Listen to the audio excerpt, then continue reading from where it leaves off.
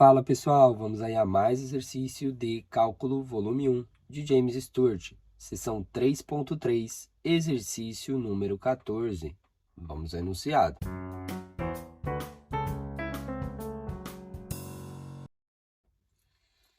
Derive y igual 1 menos secante de x dividido pela tangente de x. Bom, temos aqui, a função de um quociente, uma função dividida pela outra. Então, a gente vai utilizar aí a regra do quociente, tá? Qual a regra do quociente? Tem uma função f dividida por uma função g e quero fazer a sua derivada. Isso vai ser igual a deriva a função f, que é a função de cima, multiplica pela função de baixo, que é a função g, menos copia a função de cima, que é a função f, e multiplica pela derivada da função de baixo, que é a função g. Tudo isso dividido pela função de baixo, g ao quadrado.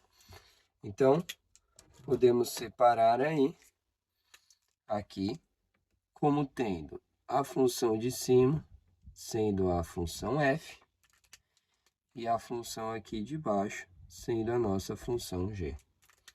Então, eu vou ter que a derivada aqui, y, que a gente pode escrever dy, como aqui é função de x, dy dx, que é igual aí ao nosso chamado y'.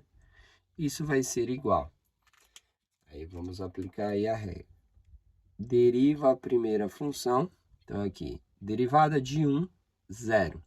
Aí aqui, menos, copia ali, derivada da função secante de x. A derivada da secante de x é secante de x vezes a tangente de x, tá? Pela nossa tabela lá de derivadas.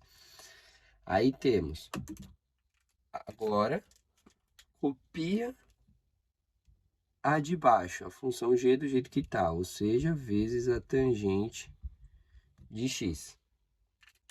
Aí vamos ter menos, aqui da fórmula, aí copia a função f. Copia a função f do jeito que está. 1 menos a secante de x. Tá? Copiei a função f.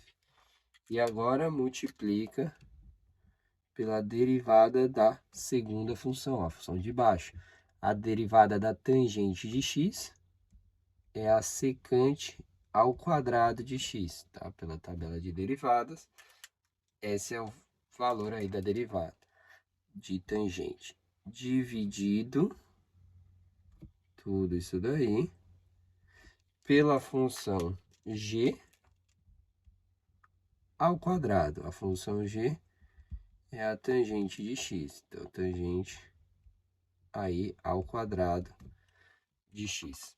Então, agora, simplificando, temos aí y' igual.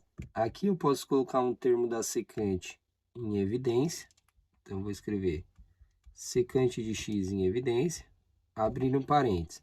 Nesse termo aqui vai sobrar menos tangente vezes tangente, menos tangente ao quadrado de x.